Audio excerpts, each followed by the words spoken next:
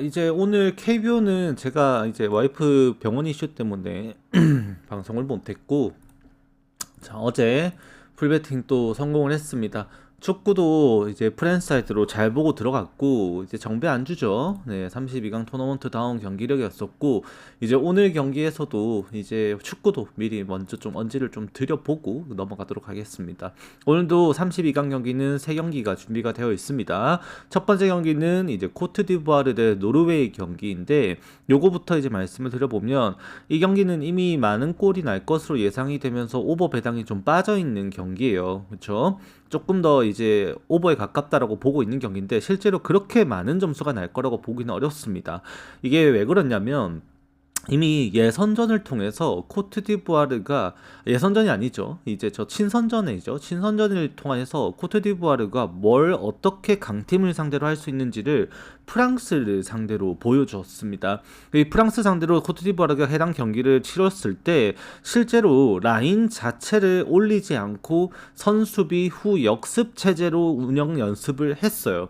그렇기 때문에 오늘 경기에서 코트디부아르가 실질적인 강한 압박을 통한 프랑스를 상대로 기선제압을 할 것이라고 볼 수가 없다라는 겁니다. 프랑스가 아니라 노르웨이 상대로. 오히려 기세는 노르웨이가 올라와 있어요. 그래서 노르웨이는 지금 베르게라든지 아니면 지금 현재 풀타임 휴식했던 웨데고르라든지 홀란네 같은 선수들이 강한 압박을 통한 활발한 움직임으로 파이널 서드 진입을 먼저 가져가려고 노력을 할 가능성이 높습니다. 거기에서 이 노르웨이가 결국 언제 빨리 혼란을 활용해서 이 공간을 창출해내고 골로 뚫어낼 수 있는지가 이 경기의 언어볼을 가르게 될 경기고요.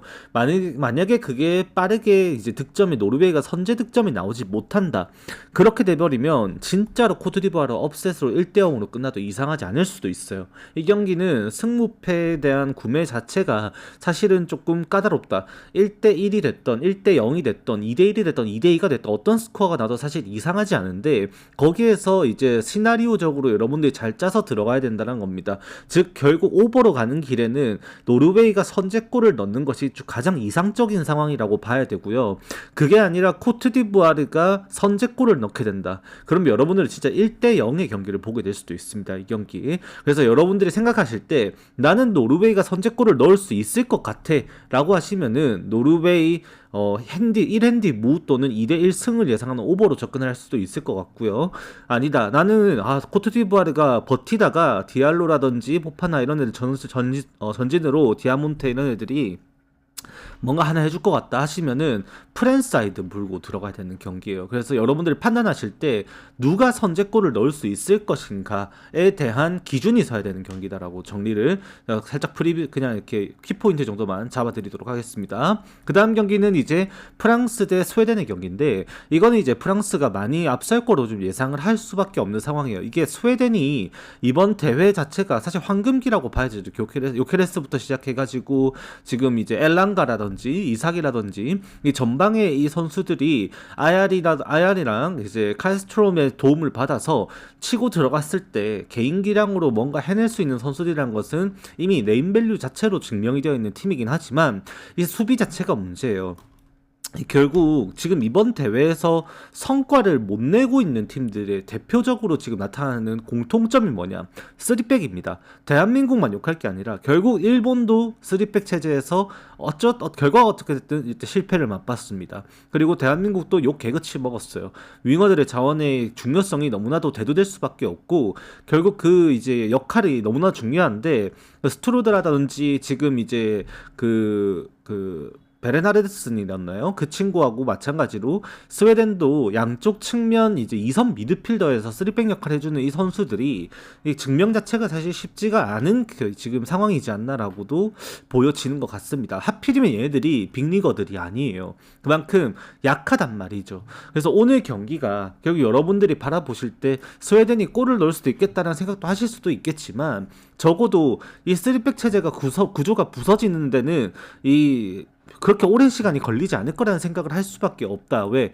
지금 이제 덴벨레 음바페가 미쳐 날뛰기 시작했거든요. 그래서 이제 오늘 경기도 결국 좀 이렇게 프랑스 쪽으로 기세가 좀 가지 않을까 생각은 드는 경기입니다. 울상군이 오늘 축구도 그냥 보내드릴게요. KBO 못 보내드려서. 자, 그 다음에는 이제, 멕시코 대 에콰도르, 이제 개최국의 경기죠. 이 경기는 지금 언더 배당의, 여러분들 보셨는지 모르겠지만, 이게 1.2배당 수준까지 1.3배당이었나요? 1.3, 1.2배당 수준까지 지금 떨어져 있는 상황입니다. 이게 당연히 한 골 싸움이 될 거라고 생각을 할 수밖에 되었습니다. 근데 결국 저는 그렇게 생각해요. 멕시코가 오늘 이 경기가 가장 위기다. 라고 저는 생각을 합니다. 에콰도르가 이번에 독일을 꺾고 올라오면서 보여줬던 그 전방에서의 강한 압박과 그 다음에 그 투지는 진짜 진빼였어요. 진짜로. 그게 이제 체코를 3대0으로 꺾으면서 기세를 올렸고 멕시코도 보여준 건 충분하고 이제 예선전을 갖다가 전부 클린시트로 마무리했던 멕시코의 그 기세 때문에 에콰도르도 골을 넣지는 못할 가능성도 있습니다. 실제로 이 경기가 0대0 생무로 연장으로 갈 가능성까지도 있는 경기다라고까지도 생각이 돼요. 그만큼 이 경기는 골이 나기가 사실 좀 어렵지 않을까. 오히려 멕시코가 이 경기를 압박당하는 수준이 생길 수 있다고 저는 봅니다. 오히려 에콰도르 경기 보면 전방에서 싸워주는 거 생각했을 때 멕시코가 주도권을 가지지 못할 가능성이 있어요. 이 경기가. 그렇게 돼버리면 멕시코의 지금 수비가 테스트가 받게 될 텐데 그 테스트, 그 수비가 시험대에 올라서 해낼 수 있는 것이 좀 많지 않나. 그래도 예선전을 무실점으로 마무리했던 멕시코였고 실제로 이번 월드컵 준비하면서 친선전 치르면서도 멕시코의 실점을 거의 찾기가 어려웠어요. 거의. 그만큼 멕시코는 수비가 강조되어 있습니다. 그래서 오늘도 사실 멕시코가 제 생각으로는 반코트 경기도 아니더라도 6대4 정도로 점유율을 좀 더 가져가면서 경기를 주도할 수 있을 거라는 제 분석이 있었다면 저는 그냥 멕시코 승을 생각했을 거예요. 근데 이게 멕시코 승을 생각하기에는 에콰도르 경기를 이미 제가 봐버렸는데 해당 경기를 봤을 때는 마무리 수준을 떠나서 적어도 에콰도르가 이 경기를 초반에 먼저 내려앉지 않고 경기를 하게 된다면 그냥 뒤질 싸움은 아니겠거니와라는 생각을 하게 된다는 겁니다. 경기력 자체가 오히려 라인 압박하면서 경기 주도권 가져오려고 하고 거기에서 전진 만들어내려고 하는 그런 이제 좀 공격적인 움직임이 에콰도르 쪽에서 나올 수 있다라는 생각을 좀 하게 됩니다. 이 경기가. 그래서 멕시코 승을 바라보기가 어렵고요. 최근에 얘네들 친선전도 마찬가지고 코파 아메리카죠. 코파 아메리카 대결에서도 마찬가지였었고 무승부 언더 게임이 굉장히 많았었습니다. 실제로. 그래서 그때 경기들을 토대로 좀 이제 리마인딩을 해보더라도 이제 오늘 경기도 실제로 좀 이제 저점 양상 경기가 나오지 않을까라는 생각은 충분히 하게 된다. 그렇게 말씀드리고 넘어갈 수 있을 것 같아요. 자, 그 다음 이제 MLB로 또 넘어가야 되는데, MLB가 어제도 사실, 개인적으로는 조금 아쉽긴 했습니다만, 일단은 그래도 어제 13경기 있었나? 13경기 중에서 9경기가 예상대로 좀 흘러갔고, 그러지 못했던 경기가 4경기 정도 있었는데, 그 중에서 이제 좀 가장 아쉬웠던, 이제, 경기, 그 얘기는 나중에 합시다. 일단 뭐, 나중에, 이건 이 얘기는 아니니까. 일단은 뭐, 그 중에서도 이 경기는 맞춤 경기였습니다. 맞춤 경기. 화이트삭스 승을 어제 봤었는데, 이게 팽팽하게 2대2로 굴러가는 과정에 카노가 털렸어요. 카노가. 이 좀 이제 볼티모어 입장에서는 납득할 수 없는 경기 결과거든요.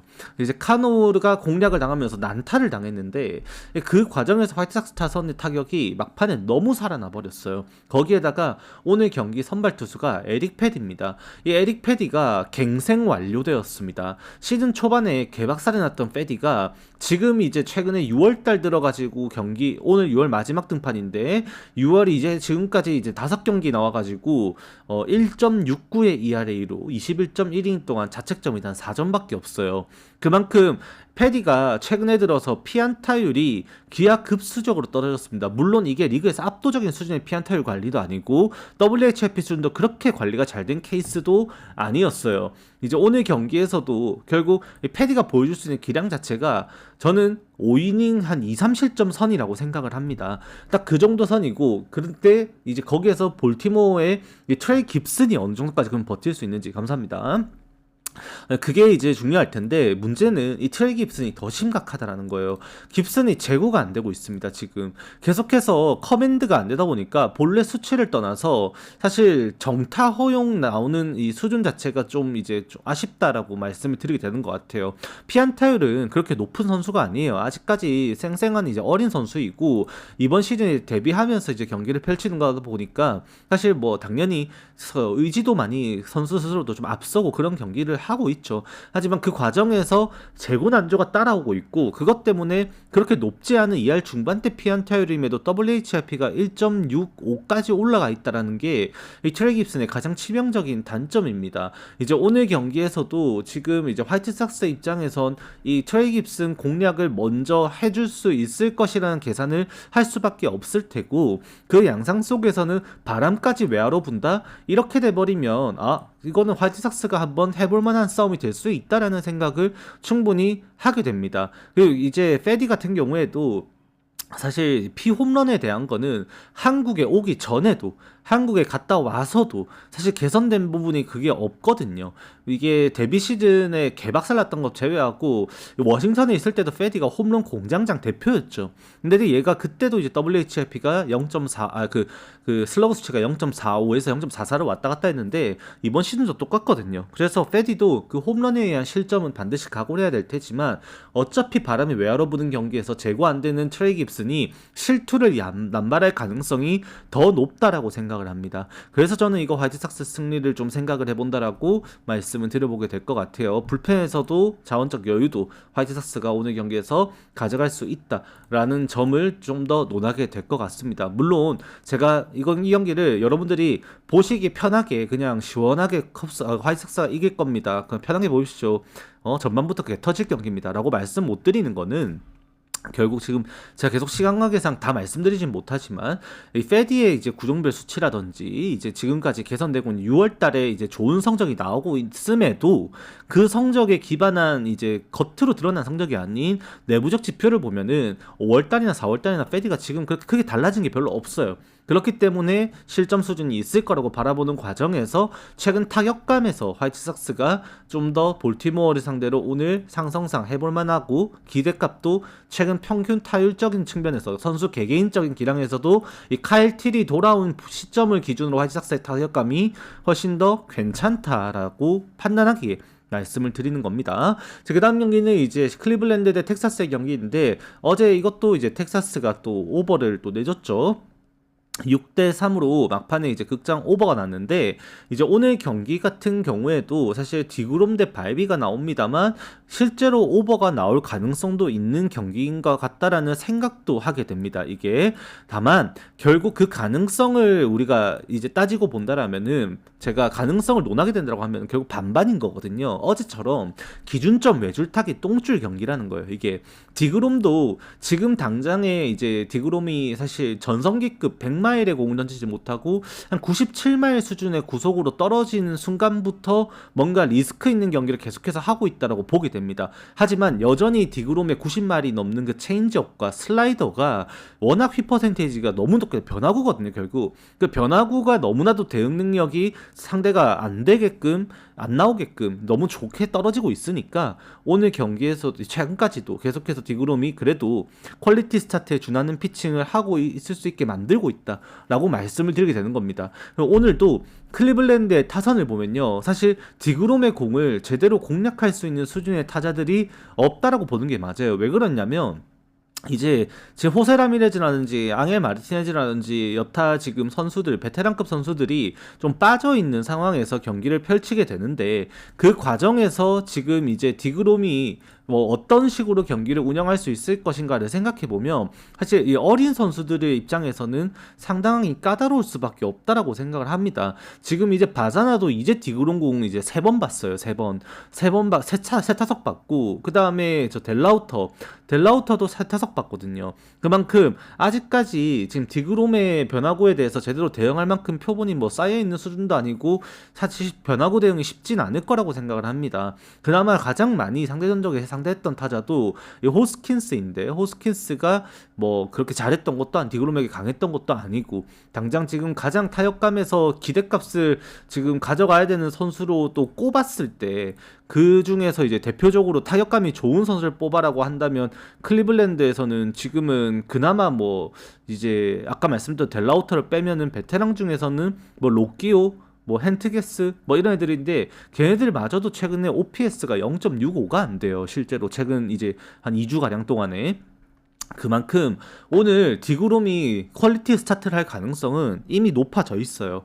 그 와중에 결국 바이비가 어느 정도 수준까지 던져줄 수 있을 것인가를 논해봐야 되는데, 지금 텍사스의 타선을 생각하면 결국 이제 오늘 경기도 제가 말씀드렸죠. 오즈나 진짜 잘 친다고. 오즈나도 오늘 결국 한방 또 좋은 타격을 날려냈었고, 그다음에 작 피터슨 들어오고 하면은 사실 바이비가 퀄리티 스타트에 기록하는 거는 조금 어려울 수도 있겠다라는 생각도 하게 됩니다. 즉 이 경기가 선발들이 내려간 6회쯤에는 거의 4, 5점에 가까운 점수가 나올 수도 있다라는 거예요. 하지만 그 이후 불펜 운영에서 어떤 결과가 나올 것인가를 생각해 봤을 때 제 견해는 그렇습니다. 텍사스가 이미 리드라는 상황이 되었지만 클리블랜드가 이틀 연속 지금 불펜 운영으로 인해서 어쩔 수 없이 오늘 게디스 에린이 이제 투입이 돼야 되는 상황이 되어버렸다라는 것이 조금 거슬려요. 그래서 텍사스가 추가적인 점수를 내는 것이 쉽지는 않을 것 같고, 클리블랜드의 타격감은 텍사스 지금 불펜 누가 나와도 사실 걱정이 별로 안 될 것 같거든요. 그레이가 나와도 될 것 같고 문제가 없을 것 같아서 좀 그게 오늘도 한 6, 7점 내에서 뭐 추가 점수 좀 나온다고 하더라도 6, 7점 내에서 1.5 수준에서 언어버 매줄타기가 되지 않을까, 그렇게 보는 경기입니다. 저는 언더 본다라고 말씀을 드리게 될 것 같아요. 자, 그 다음 경기는 이제 필라델피아 대 피츠버그의 경기인데, 제가 어제 이제 잠깐 또 트리거 하나 방송 끝까지 보신 분들 말씀드리고 왔죠. 피츠버그 승 트리거가 3차례 나와 있었다고. 이제 피츠버그가 이제 거의 이제 한 발짝 다 따라잡았었던 그 점수가 8대5에서 8대7까지 따라잡혔었는데, 거기에서 이제 슈가르트가 그 홈런을 또 쳐맞아 버리면서 경기가 11대7로 벌어졌고, 결국 피츠버그가 필라델피아에게 또 한번 승리를 따냈습니다. 어제 저도 이 경기를 오버를 써서 적중을 시켰고, 이제 뭐 당연히 오버는 날 거라고 생각할 수밖에 없는 경기인데, 에런 놀라를 못 믿죠. 얘는 이제 경쟁이 안 되거든요. 그래서 이제 오늘 경기 자체도 사실 타격적인 측면에서 피츠버그를 무시할 수는 없겠습니다만, 이제 크리스토퍼 산체스가 워싱턴전 부진을 이겨내고 오늘 경기에선 제대로 던질 수 있을 것인가를 논해봐야 됩니다. 일단 이 경기도 바람이 외야로 강하게 불어나갑니다. 그래서 안 그래도 시즌스 여기가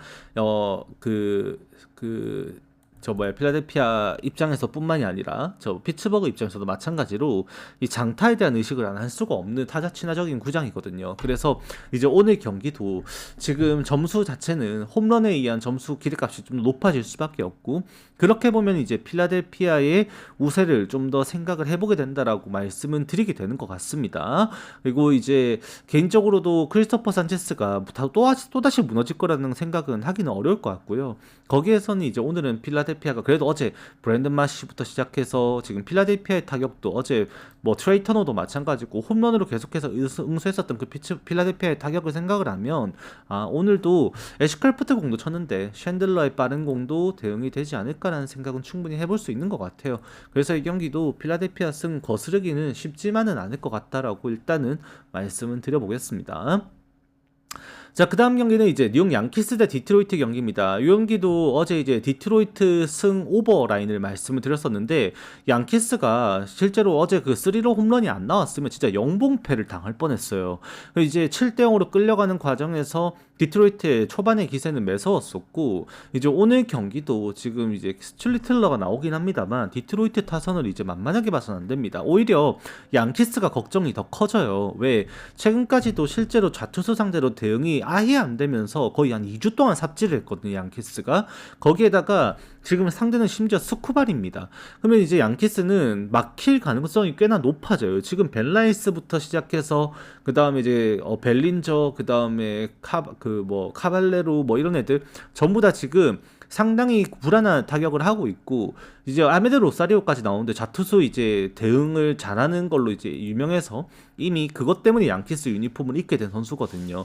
근데 결과가 안 났죠. 그래서 이제 이번 시즌 아메드 로사리오가 그렇게 제대로 된 활약을 하지 못하고 있는 상황에서 그럼 골드슈미트 말고 또다시 기대를 하기가 조금 이제 어려워질 것 같고 이제 양키스 타선이 굳어질 가능성이 더 크다라고도 생각도 드는 것 같습니다. 그래서 이제 오늘 경기가 결국 지금 스쿠발의 기세 속에서 디트로이트가 다시 한 번 더 기회를 잡고 들어갈 가능성이 꽤나 높아 보인다라고도 말씀을 드리게 되는 것 같아요. 여기에 이제 변수를 두려면 알리 산체스 타석수가 적긴 하지만 얘가 실제로 최근에 타격감이 꽤나 괜찮았어요.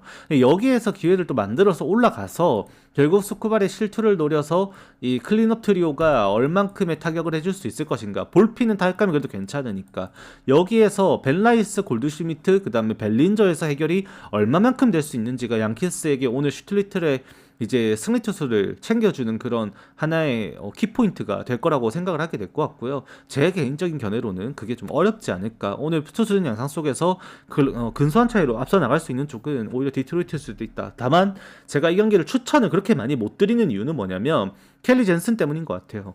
지난번에 이제 홈에서도 휴스턴 상대로 블론 세이브를 하긴 했지만 실제로 켈리 젠슨이 클러치 승부에 세이브를 하게 나와가지고 좋은 성과를 내기에는 구위적인 측면에서 분명 아쉬운 부분이 있습니다. 마무리 투수로서의 역할을 하기에는 이미 전성기가 많이 지난 것 같아요. 그래서 이게 어차피 클러치 승부 언더게임 보는 양상이 된다고 한다면 마무리 투수의 역량도 중요할 텐데 양키스는 베드너가 2이닝 던져서 어제 쉬었으니 베드너 나오면은 양키스는 지킬 능력이 그래도 있다라고 보지만 이제 저는 켈리 젠스는 도저히 안 될 것 같아요. 그래서 이 경기는 추천은 못 드릴 것 같다. 뭐 굳이 생각하면 언어보로 따지면 당연히 언더 생각해야겠죠. 네, 그렇게 말씀을 일단 드려보게 될 것 같습니다. 자, 그 다음 경기는 이제 토론토 대 뉴욕 매치의 경기인데 케빈 가우스먼과 놀란 맥레인이 나오게 됩니다. 가우스먼은 이번 시즌도 결국 피 홈런에 대한 우려를 떨쳐내지 못하고 있습니다. 지난 시즌은 특히나 유독 확실히 홈에서 많은 피 홈런을 허용하면서 무너지는 양상들이 나타났었는데 이번 시즌도 그 피 홈런이 홈에서 조금씩 더 앞서 나가기 시작했습니다. 지난 경기도 텍사스 상대로 홈런 3방에 넉다운이 당했고요. 6이닝을 어떻게든 버텨내긴 했지만 결국 6실점 경기로 스스로 좀 안 좋은 경기를 펼치고 말았습니다. 그렇게 가우스먼은 6월달 5경기 나와서 3패를 갖다 박았고 7.62의 ERA로 6월달을 마무리를 이제 하게 되었습니다. 이번 경기 한 경기 안 치렀지만 일단은 그렇게 경기를 보냈어요. 그럼 오늘 경기도 뉴욕 매츠가 결국 이제 저도 사실 어제 뉴욕 매츠승을 부지력에 활용을 했었습니다. 될까 싶었어요. 되겠다 싶었는데 안 되더라고. 1대2로 추격되는 과정에서 결국 이제 로저스 꺼내서 그 로저스가 그거 마지막 그 한번 막은 게 너무 치명적이었어요. 발랜드도 위기가 있었기 때문에 끝까지 한번 될까 싶었는데 결국 이제 마지막에 그 8, 9의 기회를 전부 다 못 살리더라고 매츠가. 이제 오늘 경기에서도 사실 그런 이제 어제 썼던 투수들의 운영을 생각하면 토론토는 오늘 다시 한번 이제 호프먼이나 피셔 이런 애들의 이제 기댈 수밖에 없는 상황이고 우리 맥레인이 나오는 매치가 조금 더 불펜에서 공격적인 운영을 해줄 수가 있는 경기예요. 맥레인은 최근에 그래도 여전히 재고에 대한 우려도 있고 실점에 대한 불안감도 분명히 있지만 구위적인 측면에서 오늘 경기에 더 앞선다라는 생각은 충분히 해볼 수 있는 상황입니다. 실제로 제가 말씀드렸지만 이 스플리터성 오프 스피드 공을 활용하는 주무기로 활용하는 선수들은 땅볼이 나와야 되는데 가우스먼은 땅볼이 안 나오기 때문에 문제다라고 말씀을 드렸었죠. 실제로 체인지업이 그 땅볼이 안 나와요. 그 가우스먼의 공이. 그래서 지금 뜬 공이 되다 보니까 홈런 리스크가 계속해서 커지는 건데 오늘 경기에서도 실제로 이제 뜬 공이 그렇게 나오게 돼버리면 최근에 타격감이 올라와 있다라고 제가 말씀드렸었던 이 매체 타선들 뭐 AJ부터 시작해가지고 그 다음에 어제 또 홈런 때렸던 린도어 그 다음에 저 린도 맞지 어제 그 때렸던 거. 그다음에 이제 보비셰 소토 타격감 다 올라와 있거든요. 알바레즈까지. 그래서 지금 이제 얘네들이 어제는 좀 주춤했지만 오늘 경기에서는 그래도 지금 이제 토론토를 상대로 좀 더 좋은 모습을 보여줄 수 있다. 가우스먼이라면 지난 경기 컵스에게 무너졌던 맥레인의 경기는 당시 컵스가 너무 고점이었어요. 진짜로 너무 잘 치는 구간이었죠. 6월 말. 그래서 그렇게 털린 거라 생각을 하고 그 전에 나름 잘 버텨냈다고 생각하면 볼넷이 일부 있을 수는 있겠지만 퀄리티 스타트에 준하는 피칭은 해줄 수는 있지 않을까라는 생각은 해보게 됩니다. 이 경기는 다시 한 번 더 뉴욕 매치승에 저는 도전을 한번 해볼 것 같다라고 말씀드리게 됩니다.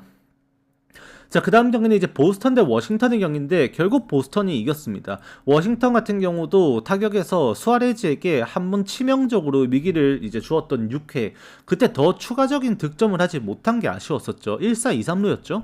거기서 이제 더 점수를 더 뽑았어야 됐는데 그때 이제 비기닝을 더 못 만들고 이제 거기 막혀버렸던 거, 2점밖에 못 뽑은 거, 그게 어쩌면 워싱턴에겐 가장 미련이 남았던 경기였을 것 같아요. 그렇게 수아레즈가 퀄리티 스타트에 성공을 하면서 일단은 네, 어제 승리 투수가 됐었고, 이제 마이콜라스는 경기 초반에 박살이 났다 보니까 뭐 이제 더 말할 게 없는 경기였었죠. 근데 오늘은 이제 상황이 달라졌습니다. 기준점이 이 경기가 9.5점까지 올라갔어요. 이 펜웨이 파크가 실제로 그린몬스터라는 벽이 있긴 하지만 실제 비거리 자체만 놓고 봤을 때는 이제 메이저리그에서 손에 꼽게 좀 좌우측이 짧은 구간이 이제 펜웨이 파크죠. 그래서 이제 결국 이제 좌타자가 많은 이 워싱턴의 라인업은 바람이 외야로 불어나갈 때 이 그 펜웨이 파크의 우측 짧은 담장, 이 옛날에 빅파파가 그렇게 넘겨댔었던 그 좌측 담장을 이제 오늘도 공략을 할 수 있는 여지가 생긴다라는 것이 워싱턴에게는 매우 중요한 요소 중에 하나예요. 이게 그래서 얼리가 이거를 얼마만큼 통제해낼 수 있는지가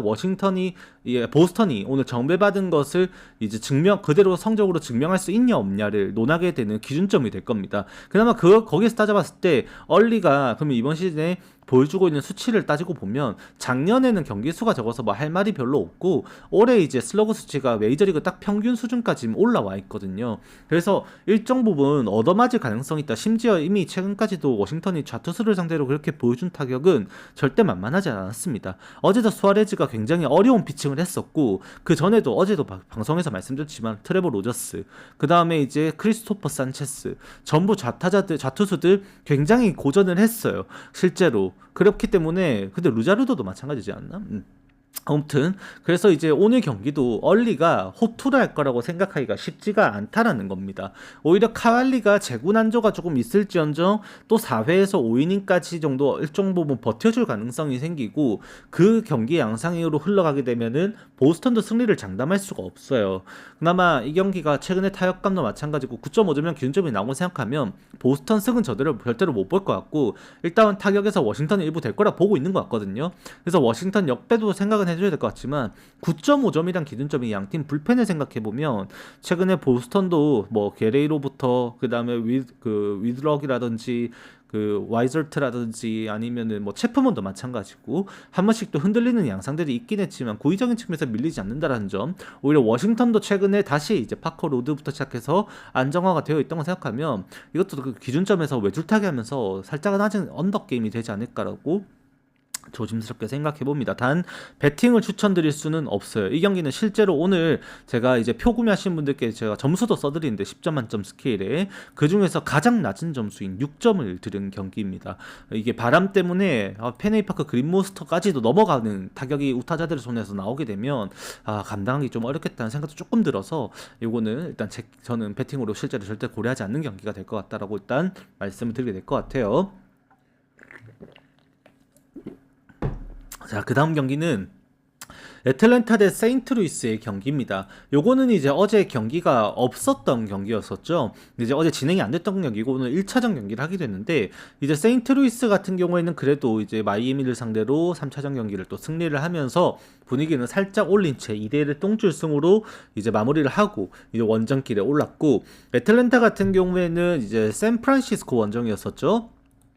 샌프란시스코 원정에서 크리스 세일을 꺼내고도 내야 수비 실책으로 인해서 얼탱이 없는 점수. 이제 크리스 세일은 진짜 할 말이 없죠. 내야 수비가 그따구로 경기를 해버리면 뭐 실책이 뭐 어쨌든 안타를 됐던 어쨌든 간에 실책 때문에 그렇게 돼버리면 답이 없는데, 그다음 졸전의 경기였습니다. 결국에는 그러다가 이제 3대2 추격 나온 상황에서 9회까지 추격을 했지만 결국 이제 졌고 이제 오늘 다시 홈으로 돌아왔습니다. 애틀랜타가 실제로 최근에 타격 데이터가 너무 박살이 나 있어요. 너무 못 치고 있거든요. 이 애틀랜타라는 팀이 맞나라는 생각이 들 정도로 최근 거의 한 2-3주 가량 동안에 거의 애틀랜타 타선은 헤매고 있습니다. 실제로 뭐 제가 클리블랜드도 못 치고 시애틀도 못 쳐서 그 시리즈 막 언더 개꿀이었고 그때 언더를 봐야 된다 이렇게 말씀도 드리고 했던 그게 있었는데, 뭐 3차전 경기는 오버 났었죠. 그 경기도. 근데 그런 클리블랜드 시애틀만큼이나 못 치는 게 바로 애틀랜타입니다. 지난 11경기 치르면서 팀 타율 2할 5리로 시애틀의 2할 다음으로 낮은 수치인 이 29위에 대당한 성적이고 OPS로 따지면 리그 최하위입니다. 0.555.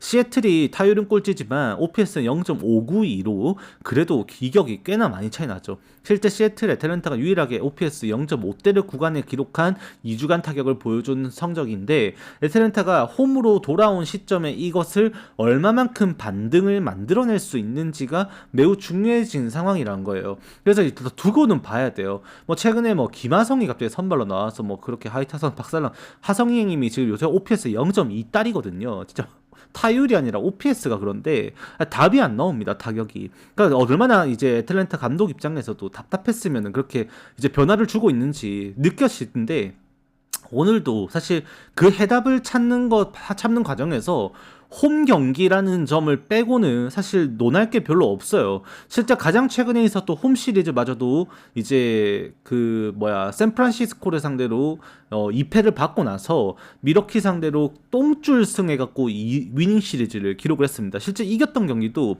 모두 한 점 차 승기였었는데 이번에 샌프란시스코 원정 같은 경기가 결과였었죠. 3대2, 4대3에 모두 똥줄 한 점 차 승리였습니다. 다행히도 그때 오늘 나오는 페레즈가 미즈로스키를 상대로 그때 꺾어냈었죠. 미즈로스키를 박살을 냈습니다. 그렇게 3대2로 이겼던 경기. 그만큼 지금 마틴 페레즈가 나름 제 역할은 해주고는 있는데 타격에서 지금 그래서 얼마만큼 해줄 수 있을 것인가를 따져봐야 되는 경기가 돼버린 거예요. 이미 원정에서 경기를 하필 펼치면서 이 로브레이 좌투수를 상대로 고전을 했었는데 오늘 경기도 이제 리브레토어가 나옵니다. 리브레토어가 사실 기량적인 측면에서 봤을 때는 그런 이제 다른 만났던 좌투수들에 비해서 좀 약하죠. 애틀랜타가 만났던 투수들에 비해서. 하지만 이제 오늘 경기도 리브레토어의 그 변화구 피칭에 애틀랜타가 타격감을 좀 타이밍을 제대로 잡지 못하게 되면 경기 승리를 장담할 수는 없어요. 그나마 또 심지어 제가 말씀드렸죠. OPS가 떨어져 있다고. 이 애틀랜타라고 하면 우리가 뭡니까? 슬러그죠, 슬러그. 장타를 때려내는 팀. 근데 애틀랜타의 슬러그가 0.308이었어요. 해당 기간 동안에. 아까 말씀드린 2주 동안에 0.308이란 말이에요. 이게 말도 안 되게 낮은 수치란 말이죠. 이게 엄청 이제 뭐 홈런도 해당 기간 8개밖에 안 나왔으니 경기당 일단 하나 골이 안 되고 그만큼 이제 뭐 그런 부분 생각하면은 그러면 이게 오늘 뭐 장타로도 뭐 어떻게 할 수 없는 거 아니냐라는 생각을 안 할 수가 없다는 겁니다. 이게 장타를 그럼 이제 왜 장타가 중요하냐? 리브레토어가 그렇게 홈런을 많이 허용하거든요.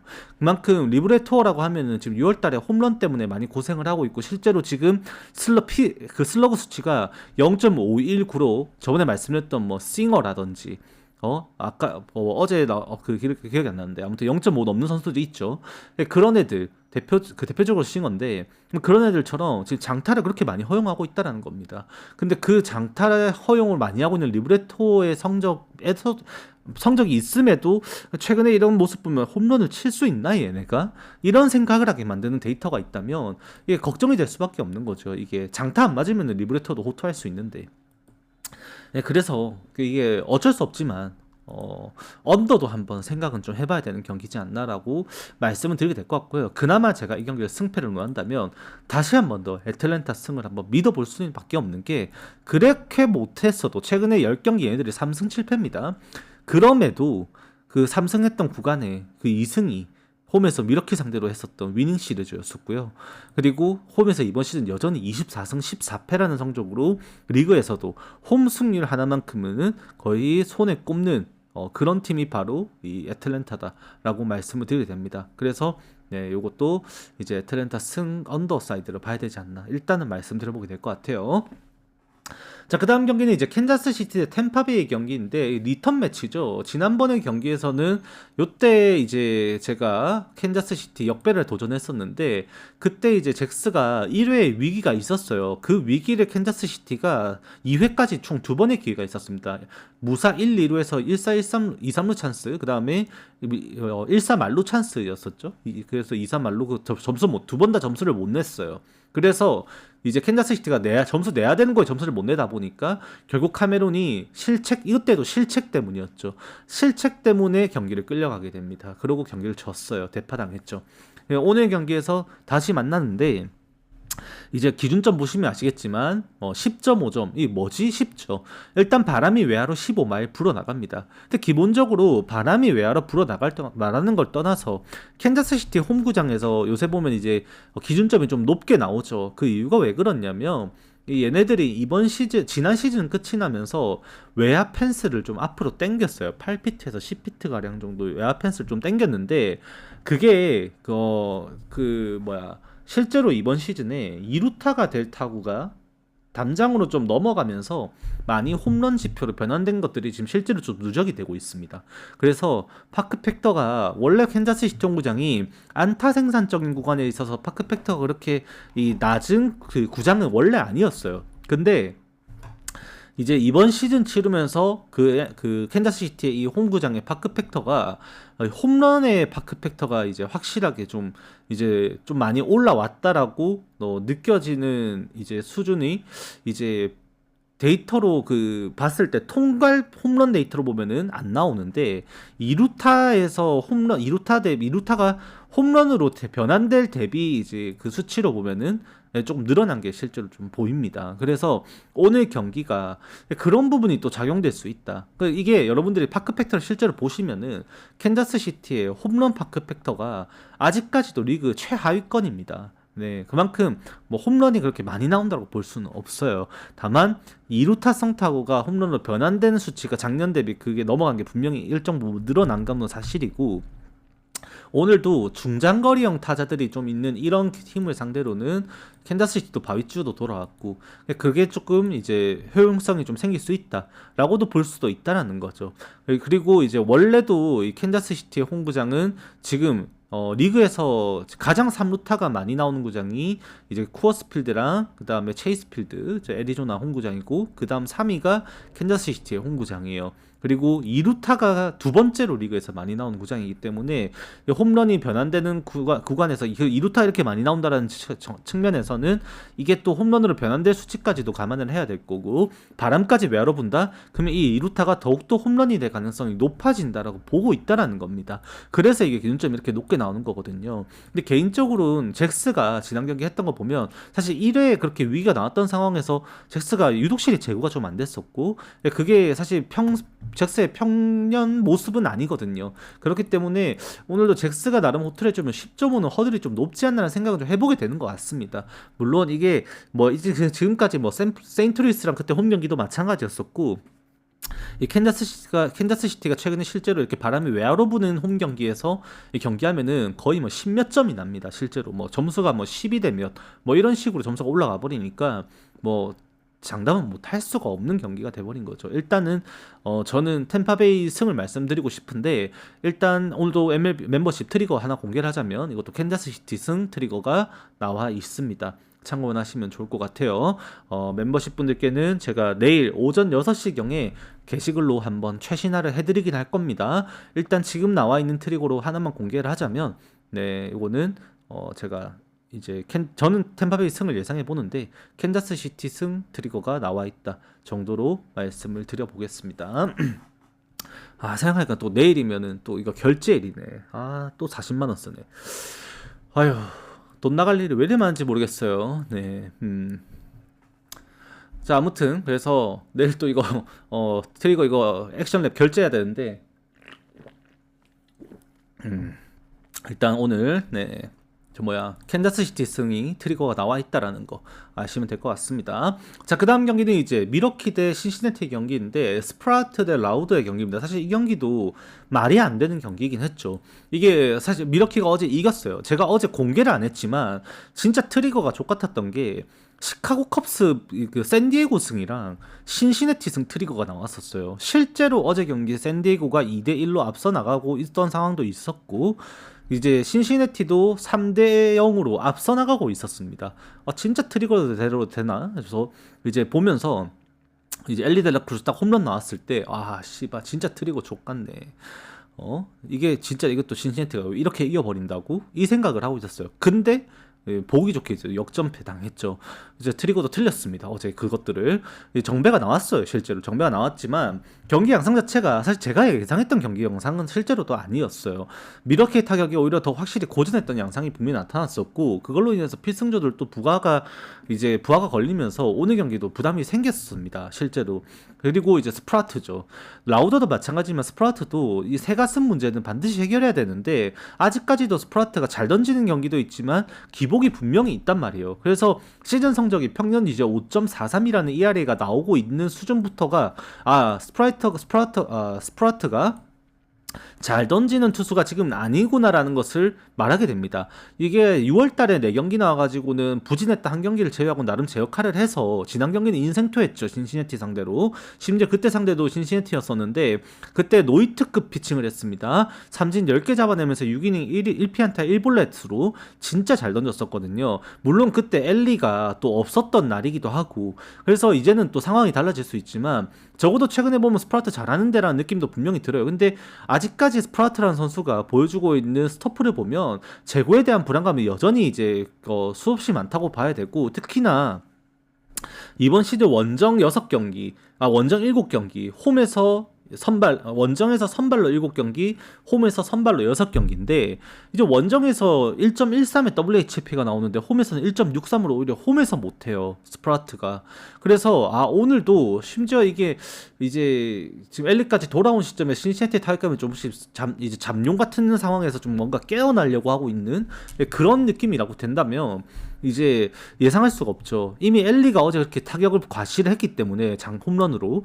그러면 엘리가 살아난 시점에서 이제 사이 스튜어트, 블리데이, 수아레즈, 네스터널 로우, 스티어 얘네들의 이 장타 생산력까지 갑자기 같이 깨어나게 되면 미러키 타선도 솔직히 스프라트 꺼내가지고는 감당 못하는 수준이 될 수도 있어요. 이게. 그래서 개인적으로는 오버 한번 예상해본다. 미러키도 투수가 내일 약할 수밖에 없거든요. 신시내티 불펜은 원래 안 좋고 라우더도 원래 지금 이제 제구도 안 되고 얘도 문제가 있으니 이게 좀 타격전 양상으로 가야 되지 않을까라는 예상을 조심스럽게 해보는 경기입니다. 하지만 이것도 진짜 추천을 많이 드리지 못할 것 같아요. 왜냐? 신시내티가 결국 지금 살아나는 확실한 데이터를 검증하려면은 조금 더 표본이 쌓여야 돼요. 아직까지 지금 뭐 엘리가 그렇게 살아났다라는 거 하나만으로 맹신할 수 있는 수준은 아니라서 스프라토의 볼질이 조금 더 가미가 되어야지 주워 먹는 것이 조금 더 커지면서 이게 오버 양상으로 갈 수 있지 않나라고 보게 되는 건데 워낙 그날 이제 신시내티가 스프라토의 공을 아예 못 쳤다 보니까 이제 그거에 대한 데이터가 한번 조금 더 이제 좀 바라보고 싶은 경기인 것 같기도 하다. 그렇게 말씀을 드려야 될 것 같습니다. 제가 그 말씀드렸었죠.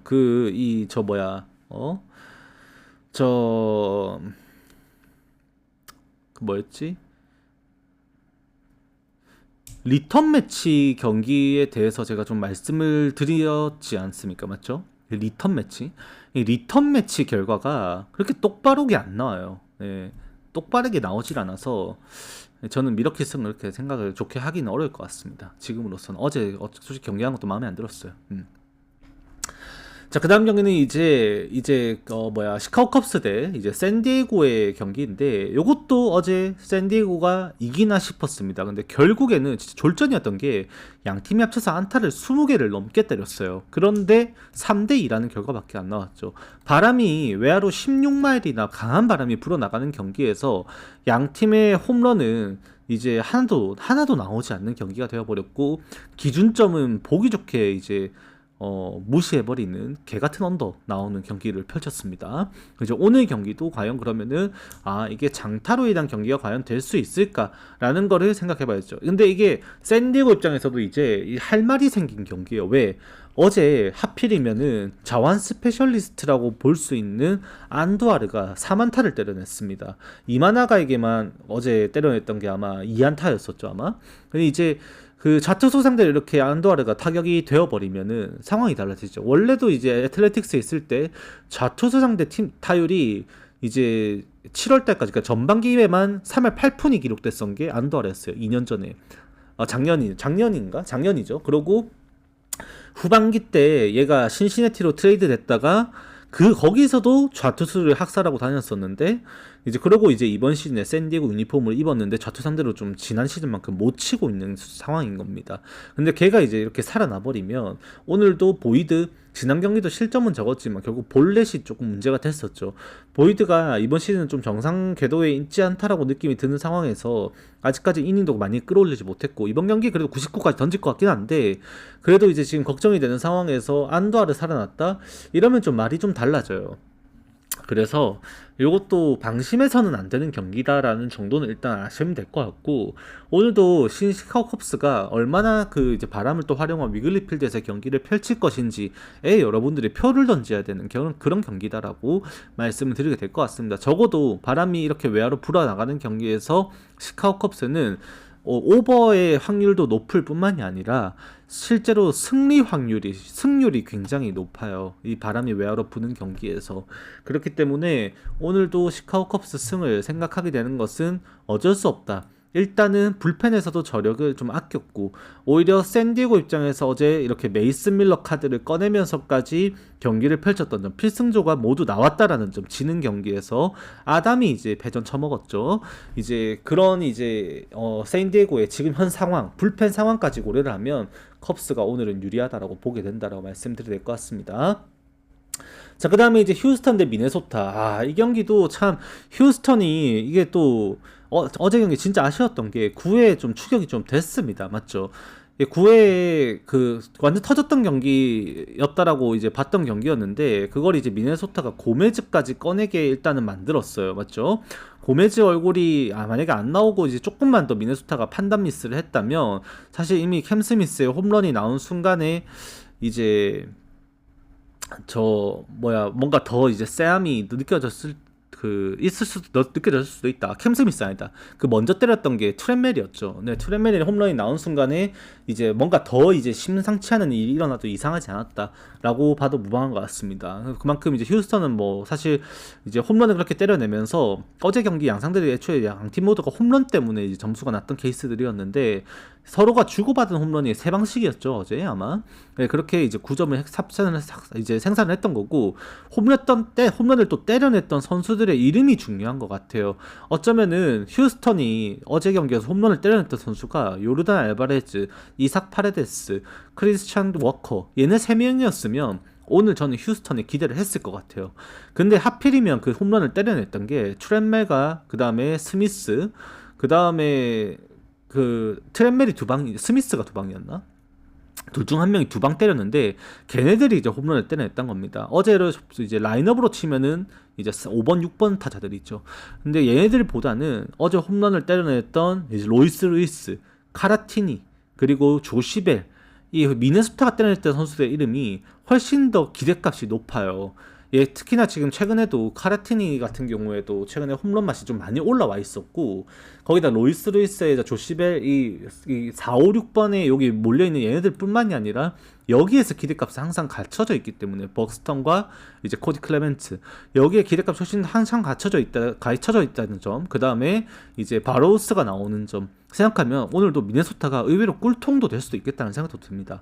이게 결국 저는 그렇습니다만 일단은 저는 미네소타의 불펜을 안 믿어요. 절대 안 믿습니다. 얘네들 불펜은 갱생이 안 돼요. 제가 볼 때는 아무리 봐도 이번 시즌에 얘네들이 뭐 대의를 품고 더 높은 곳을 위해 뭐 앞으로 나아가려는 그런 트레이드 시장에서의 움직임이 나올 것 같지도 않고 가을야구 노리는 움직임이 나올 것 같지도 않고 뭐 좀 생각을 해보면은 결국 이 불펜은 시즌 내도록 그대로 갈 것 같거든요. 개선이 별로 안 될 것 같아. 앞으로도 걱정인데 지금도 일단 문제고 휴스턴 어제 필승조를 다 쉬었습니다.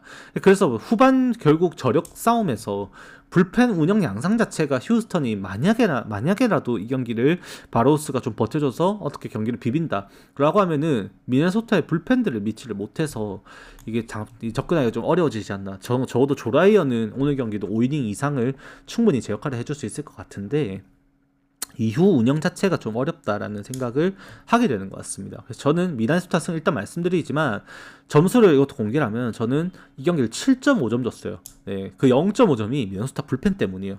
솔직히 7점 주려다가 0.5점만 깎은 게 그래도 조라이언이고 확실히 지금 미네소타의 타격에 있어서 이 상위 타선에서 보여줄 수 있는 기대값, 어제 브룩스 리 같은 경우도 멀티히트 때려냈었죠. 결국 어제 이제 벅스턴이 안 나온 게임에서 그렇게 타격했는데 벅스턴이 많이 나온다? 그때부터는 결이 또 완전히 달라질 수 있기 때문에 그러면은 오늘 벅스턴 나왔을 때 그래 이거는 훨씬 더 괜찮겠다. 그러면 7.5점 투자해서 0.5점 더 올려서 7.5 썼던 경기입니다. 이 경기가 그렇게 하시면 돼요. 그 다음 경기는 이제 콜로라도 대 마이애미. 어제 경기도 오버 말씀을 드리면서 이제 마이애미 승 이렇게 써드렸는데 그럴 수밖에 없었던 게 결국 이제 마이애미가 보여줄 수 있는 기대값과 이제 실점 수준을 생각하면은 그냥 똥줄 승 되겠다 싶었었거든요. 결국에 이제 어제 장군 멍군 하다가 마이애미가 결국 잡았죠. 이제 알칸타라가 결국 쳐맞는 수준 자체가 결국 지금 체인지업이 제 역할을 하지 못하면서 그런 경기를 하고 있는데 어떻게 뭐 더 이상 그 좋은 그림을 바라보겠습니까? 라고 말씀을 드렸습니다. 근데 오늘은 이제 결이 다릅니다. 이제 유리 페레즈는 상황이 달라요. 지난 경기에 5이닝을 아쉽게 마무리를 못했어요. 이제 투구수는 한정되어 있었고 이제 유리 페레즈가 미련이 좀 많이 남았었죠. 볼넷을 안 내줬으면 그거 딱 마무리하면 됐었는데 결국 볼넷 내주면서 2사 1, 2루에서 내려갔습니다. 4.2이닝 넣었죠. 그리고 이제 그 투구수 제한을 딱 79 걸어놔가지고 이제 더 못 던졌던 거였었고 오늘 이제 투구수를 좀 올리겠죠. 그렇게 되면 페레즈가 오늘도 한 99 내외 정도 될 것 같아요. 하면 5이닝에서 6이닝 좀 잘 막으면 6이닝 아니면 5점 몇 이닝 하고 내려갈 것 같은 날입니다. 그래서 이제 이후 불펜 운영에 있어서는 마이애미도 오늘 경기는 투자가 좀 있어야 되는 경기다라고 말씀을 드리게 될 것 같고 그 과정에서 지난 경기 썼던 투수들 생각하면 그래도 아직까지 한 3명 정도 불펜은 남아있는 것 같습니다. 시간이 많이 없네. 50분 남았다. 그리고 이제 그 콜로라도는 이제 테너 골든 나오는데 이건 말 다 했죠. 그러면 이제 선발에서 페레즈가 버텨주는 동안에 이제 마이애미가 보여줄 수 있는 부분이 훨씬 더 크다라고 생각을 하게 되고요. 여전히 지금 이제 콜로라도라고 하면 당장에 최근에 보여주고 있는 타격으로는 이제 메카스라든지 굿만이라든지 럼필드라든지 상위 타선의 강한 타자들이 분명히 있는 것도 사실이지만 존스턴도 마찬가지고 지금 마이애미의 그 이제 그 유리 페레즈를 상대로 오히려 좀 고전한 양상 속에서 고든이 좀 끌려가지 않을까라고 좀 생각을 해보게 됩니다. 이 경기는 바람도 외야로 불어나가기 때문에 장타 억제력은 이제 힘 있는 페레즈가 훨씬 더 좋다라고 보게 될 것 같습니다. 자, 그 다음에 애틀레틱스 대 LA 다저스. 도대체 누가 다저스를 상대로 좌투수 상대로 타격이 그렇게 안 된다라고 말을 했냐? 저였죠. 네. 근데 성적이 그랬어요. 실제로. 이 다저스가 지난 2주 동안에 좌투수 상대로 10경기 정도 가량을 치르면서 팀 타율이 1할 때까지 떨어져 있었는데 어제 경기에서 점프를 상대로 홈런 2방 포함해서 11개의 안타를 때려냈고 그렇게 학살을 해버린 채로 점프를 조기강판 시켜버립니다. 이제 미쳐버린 이제 타격이었고 어제 선발 전원 멀티히트를 때려낼 뻔했어요. 어제 경기에서 딱 한 명 이제 무키베츠만이 이제 안타 하나만을 때려냈었고 나머지 타자들이 선발 전원 멀티히트를 때려냈습니다. 8명이. 그만큼 진짜 엄청난 타격감을 보여줬는데 오늘 또 좌투수 나오네요. 거기다 로블레스키 뭐 말 더 할 건 없겠죠 사실 여기에서 이제는. 그래서 뭐 이것도 쉽게 넘어가야 되지 않을까 싶긴 합니다. 다저스 승 말씀을 드릴 수밖에 없는 것 같아요. 로블레스키가 못하고 있는 것도 아니기 때문에 어제 경기 기점으로 이미 이제 좌투수에 대한 평가 자체를 다저스를 좀 다르게 해야 되지 않나 라고 보게 됩니다. 어제 경기는 솔직히 저에게는 좀 이변이었어요. 그래서 언더 봤던 건데 일단 오버도 나버렸고 다저스가 그렇게 타격이 잘 돼버리면 이제 할 말이 없어집니다. 저도. 그래서 이건 다저스 쓴 거 어쩔 수 없지만 흐름을 따라가야 되는 상황이 되었다 말씀드리게 될 것 같습니다. 그 다음 경기는 이제 시애틀 대 LA 에인저스. 어제 1회부터 연속 안타를 쳐맞으면서 선제 실점을 하고 가길래 저도 이제 어제 모로코 경기랑 같이 다 경기 틀어놓고 보면서 욕하고 있었어요. 이거 또 오늘 풀배팅 한 거 1.3배달이 이제 똥배 때문에 깨지나. 이 생각을 했거든요. 왜냐하면 시애틀이 경기 초반에 2이닝 정도 이제 치르면서 너무 무기력했어요. 그 이제 존슨의 공에 시애틀이 물러나는 것과 LA 에인저스가 물러나는 타구 질이라든지 이런 것들이 너무 허망하게 차이가 났었단 말이죠. 근데 이제 그걸 갖다 결국에는 시애틀이 4회와 6회 한 번씩 이제 또 기회를 만들어내면서 경기를 완전히 뒤집었는데 성공을 했고 결국 이제 존슨은 또 패전을 쳐먹었죠. 그리고 오늘 이제 브라이언 우입니다. 홈 브라이언 우예요. 이게 이제 여러분들 판단을 해야 됩니다. 브라이언 우는 이미 일단은 잘 던질 거예요. 왜? 이제 브라이언 우에 대한 가장 우려가 결국 원정에서의 부진입니다. 원정에서의 부진. 지난 경기가 브라이언 우가 이제 등판했었던 지난 이제 피츠버그 원정에서 결국 무너졌어요. 지금 볼티모어 상대로 이번 시즌 6월 달에 6월 4번 등판에서 유일한 홈 경기가 볼티모어 경기였는데 해당 경기 제외한 나머지 원정 3경기 다 박살이 났습니다. 그리고 돌아온 또 홈 경기예요. 이 성적들로 인해서 다시 또 성적은 완전히 바뀌었죠. 이제 원정 9경기 1승 6패 6.38, 홈에서 7경기 5승 0패 2.00. 진짜로 홈과 원정의 브라이언은 완전히 다른 사람이에요. 그럼 오늘 경기도 이게 소리아노가 지금 최근에 완전 이제 마탱이가 갔죠. 그래서 소리아노가 좀 흔들리고 있는데 거기에서 브라이언우도 같이 흔들릴 것이냐 버틸 것이냐를 따져본다면 확률상으로는 홈 브라이언우는 극강입니다. 그게 맞는 것 같아요 지금은. 그리고 어제 LA 인저스 타격 보면은 그렇게 봐도 괜찮을 것 같아요. LA 인저스가 특히나 홈에서 좀 괜찮았었는데 오늘은 이제 상황은 좀 달라지지 않았나 싶습니다. 최근에도 LA 인저스가 보여줬던 이 원정 성적들, 원정에서 데이터들을 조금 봐보면 오늘도 브라이언우가 훨씬 더 득을 볼 가능성이 좀 높아 보인다라고 좀 말씀을 드리게 될 것 같아요. LA 인저스가 그 원정 경기를 치면서 그 최근에 10경기 원정 경기 치르면서 보여줬던 타격 수치만 놓고 보면은 이 OPS가 꽤나 높게 나옵니다. 0.819. 근데 이 OPS가 높게 나오는 게 타율 때문이 아니라 슬러그 수치 때문이거든요. 슬러그 수치. 근데 브라이언우가 이번 시즌 보여주고 있는 이 슬러그 수치가 0.351 수준으로 리그 평균 대비 0.05 수준까지 훨씬 더 낮은 수치이고 실제로 홈에선 더욱더 낮은 수치가 나올 뿐만 아니라 이 티모바일 파크는 실제로 파크 팩터가 아까 잠깐 말씀드리기도 했지만 리그에서도 손에 꼽게 낮은 팀이에요. 이게 꼴찌급이죠. 파크 팩터가. 그만큼 장타도 많이 안 나오는 구간이 구장이기 때문에 그런 부분들이 좀 소실되지 않을까. LA 인저스의 그런 원정에 최근 보여줬던 그 장타 생산력들이 좀 소실되지 않을까. 그렇게 보는 경기입니다. 실제로 LA 인저스가 치렀던 최근에 이제 홈런을 때려냈었던 구장들이 애틀레틱스랑 치렀었던 그 경기 있죠. 예, 그때가 이제 홈런 무자비로 뽑아냈었던 그 구간이었었고 이외의 경기들은 별로 없었거든요. 그래서 장타가 좀 덜 나올 것 같다라고 말씀드려야 됩니다. 그 다음 경기는 이제 애리조나 대 샌프란시스코인데 이 경기는 패스하는 게 맞아요. 일단은 요 파트 나와 있죠. 실제로 지금 파트가 공식 홈페이지 상에는 TBD가 걸렸지만 나올 것 같습니다. 이 현지 이제 지역 소식통에 따르면은 파트가 불펜 보직으로 4월달 초에 전향이 됐다가 그러고 4월달에 전향이 됐다가 다시 이제 선발로 오늘 경기에 나올 거라고 이미 컬럼이 났어요. 그래서 오늘 파트가 실제로 선발로 나올 것 같습니다. 다시 이제 파트 선발 체제로 바뀌는 순간에 오늘 이제 그러니까 몇 구나 던질지도 사실 정해지지 않았고 이후 불펜 운영에서도 결국 점수차에 따라 경기 결과가 많이 달라질 거기 때문에 요거는 이제 향후 이제 파트가 5이닝을 던지든 4이닝을 던지든 그것도 장담할 수 없을 거고 그 이후 경기 운영 자체도 수준을 가늠하기가 데이터로 좀 분석을 한 제 입장에서는 변수가 너무 큰 경기예요. 그래서 이 경기는 배팅할 수는 없을 것 같다라고 좀 말씀을 드리게 될 것 같습니다. 그래서 요거는 일단 그래도 파트라고 하면 홈에선 얘가 좀 괜찮거든요. 그리고 루프의 변화고 최근에 이제 힙 퍼센티지 다시 올라온 거 이런 거 좀 반영을 하면은 9.5는 언더 나오지 않을까 싶긴 한데 일단은 전 패스입니다. 이 경기는 절대적으로 패스예요. 그렇게 하시면은 될 것 같고요. 오늘 전체 프리뷰는 여기까지 마무리하고 녹화는 종료하도록 하겠습니다. 다들 건승하시고 저는 진짜로 내일은 무탈하게 KBO 라이브로 뵙도록 하겠습니다. 오늘도 좋은 결과 가져가시길 기원합니다. 내일은 저 이제 회차가 내일 또 열릴지 모르겠는데 저번 주도 회차가 일주일에 3번이었죠. 만약에 내일도 회차 초기화 되면 내일도 풀배팅 합니다. 일단 한번 제가 알아볼게요. 네, 일단 다들 건승하시고 저는 내일 KBO랑 라이브 때 뵙겠습니다. 수고하셨습니다.